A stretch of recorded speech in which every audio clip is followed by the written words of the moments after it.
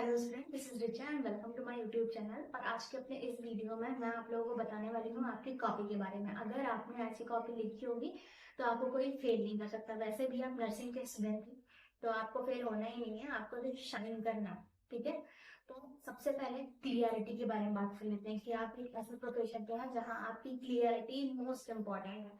ठीक है, आप चाहे क्लिनिकल प्रोफेशन में हैं, ठीक है, चाहे आप क्लिनिकल कर रहे हैं, टीचिंग कर रहे हैं, क्लिनिकल में आपके हाथ की क्लियरली आप कितने अच्छे से काम कर पा रहे हैं, कितने अच्छे से पेशेंट को केयर प्रोवाइड कर पा रहे हैं, ये सारी चीजें। अगर आप टीचिंग में हैं तो आप अपने स्टूडेंट को कितने अच्छे से पढ़ा पा रहे हैं। ठीक है, तो फ्रेंड सबसे पहले अपने दिमाग में ये चीज रखनी है, हमको लेके चलना है या रखना है कि नर्सिंग एग्जाम पास करना कोई रॉकेट साइंस नहीं है। ठीक है, बस आपको एक अच्छी कॉपी लिखना आना चाहिए। और अगर आपने ऐसी कॉपी लिखी है तो एग्जाम चाहे जीएनएम का हो, एएनएम का हो या बीएससी नर्सिंग में, आपको कोई फेल नहीं कर सकता है। तो देखिए स्टूडेंट, सबसे बड़ी चीज एग्जामिनर को इम्प्रेस करना, और एग्जामिनर को इम्प्रेस करने का सिर्फ एक ही फॉर्मूला है, प्रेजेंटेशन। आपके कॉपी की प्रेजेंटेशन, आपने कैसे लिखा है, कैसे उसको प्रेजेंट किया है, अपनी नॉलेज को कैसे अपने कॉपी में उतारा है। ठीक है, ये सारी चीजें। तो सबसे पहले हम कहाँ शुरू करेंगे, जब आप आंसर लिखना स्टार्ट करते हैं तो उसमें डेफिनेशन जो होती है, डेफिनेशन हो गया या कोई भी मेन हेडिंग है तो उसमें क्या करना है, आपको उस हेडिंग को प्रॉपर अंडरलाइन, ठीक है, उसको बोल्ड यानी कि थोड़ा मोटा मोटा लिखना था। इसके से आप लिखेंगे तो मोटा हो ही जाएगा। तो इन सारी चीजों का आपको ध्यान देना था। नेक्स्ट क्या था, ठीक है, उसमें जो आपका कंटेंट था, कंटेंट को सिर्फ एक साथ पैराग्राफ में नहीं लिखना चाहिए। ठीक है, क्योंकि जब आप पैराग्राफ में लिखते हैं तो एग्जामिनर को उसको ढूंढ के पढ़ना पड़ता है, और इतना टाइम तो होगा नहीं किसी के पास कि वो उसको प्रॉपर एक एक लाइन पढ़ेगा। ठीक है, तो इससे क्या होता है, आपके मार्क्स जो है थोड़े कम होने के चांस बढ़ जाते हैं। लेकिन अगर आपने जो आपका कंटेंट था उसको प्रॉपर बुलेट्स में लिखा है, ठीक है, कोई साइन बना के लिखा है या फिर नंबरिंग करके लिखा है या फिर प्रॉपर फ्लो चार्ट बनाया है, तो इससे एग्जामिनर को पता चल जाता है कि जो स्टूडेंट है उसने बहुत ही अच्छी कॉपी लिखी है। और बात कर लेते हैं यहाँ पर डेफिनेशन की। डेफिनेशन हमेशा क्या करते हैं, एक ही लिखते हैं, लेकिन जब आप एक डेफिनेशन लिखते हैं, मान लीजिए आपका कुछ पॉइंट जो है उस डेफिनेशन में कवर नहीं हुआ है, तो आपने दूसरी भी डेफिनेशन वहां पर लिखनी है, और बिल्कुल इजी लैंग्वेज में लिखनी है, बहुत ज्यादा हार्ड नहीं लिखना है।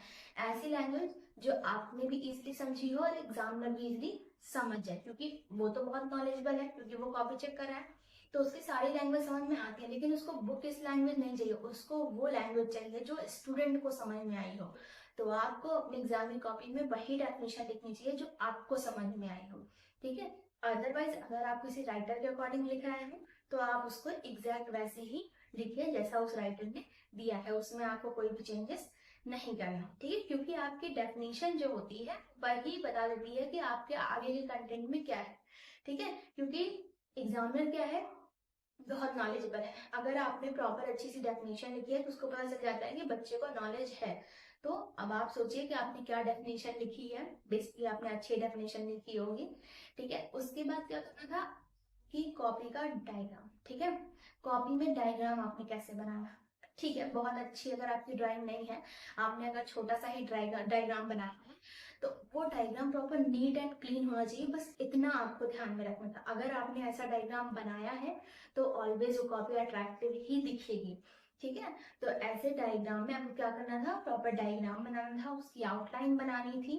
ठीक है, और प्रॉपर उसकी लेबलिंग करनी, यानी उसका नाम। ठीक है, सपोज करिए आपका 10 मार्क्स का क्वेश्चन था, 10 मार्क्स का क्वेश्चन में हार्ट अगर पूछा गया था, ठीक है, तो हार्ट का आपने अगर डायग्राम बनाया है और आपके पास टाइम कम था और आपने कंटेंट कम लिखा, लेकिन डायग्राम प्रॉपर बनाया है आपने, वो नीट है, क्लीन है, प्रॉपर उसकी लेबलिंग हुई है, तो एग्जामिनर आगे के कंटेंट पे ज्यादा ध्यान नहीं देगा, क्योंकि उससे उसको पता चल गया कि आपने अगर डायग्राम बनाया है, सारी चीजें अच्छे से लिखी है, तो मतलब आपको इस टॉपिक के बारे में पूरी क्लियरिटी है।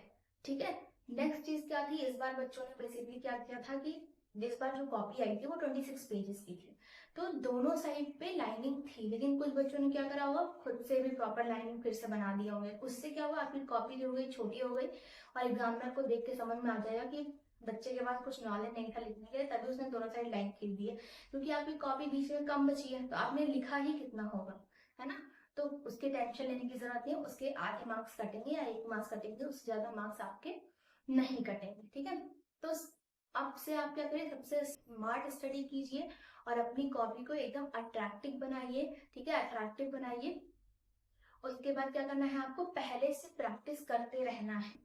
अभी कुछ बच्चे होंगे इसमें जिन्होंने फर्स्ट ईयर का एग्जाम दिया होगा तो उनको इतना आइडिया नहीं था, लेकिन बेटा अगर आपने ऐसा किया होगा तो टेंशन लेने की बात नहीं है। आपके आधे या 1 मार्क्स ही कटेंगे, पूरे मार्क्स नहीं कटेंगे, क्योंकि एग्जामिनर को भी पता है कि आप फर्स्ट ईयर के स्टूडेंट हैं, आपसे थोड़ी बहुत मिस्टेक हो गई होगी तो उसकी टेंशन लेने की जरूरत नहीं है। और सबसे बड़ी बात, अपने दिमाग में आपको ये चीज रखनी है कि आप नर्सिंग के स्टूडेंट हैं, आप कभी फेल नहीं हो सकते हैं, ठीक है। आप हमेशा शाइन करने के लिए बने हैं, हमेशा चमकने के लिए बने हैं, ठीक है। क्योंकि आप क्या कर रहे हैं, आप एक ऐसे प्रोफेशन में जिसमें आप सब कुछ दूसरे की हेल्प के लिए कर रहे हैं, ठीक है। आप हॉस्पिटल में जॉब करेंगे, वहां पेशेंट को केयर प्रोवाइड करेंगे तो आपकी क्लियरिटी, ठीक है। तो क्लियरिटी आपकी कहाँ से शुरू होती है, ऐसा नहीं कि जब आप जॉब करने जाएंगे तो वहां से आपकी क्लियरिटी शुरू होगी, नहीं, बिल्कुल नहीं।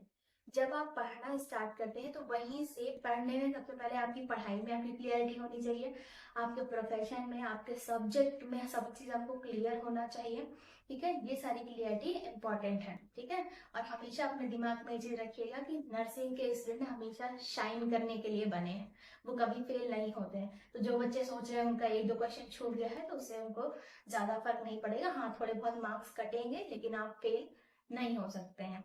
Thank you student for watching मी। अगर आपको ये वीडियो पसंद आई हो तो चैनल को लाइक शेयर और सब्सक्राइब करना ना भूलें, ताकि मैं जो भी वीडियो बनाऊं वो सबसे पहले आप तक पहुंचे।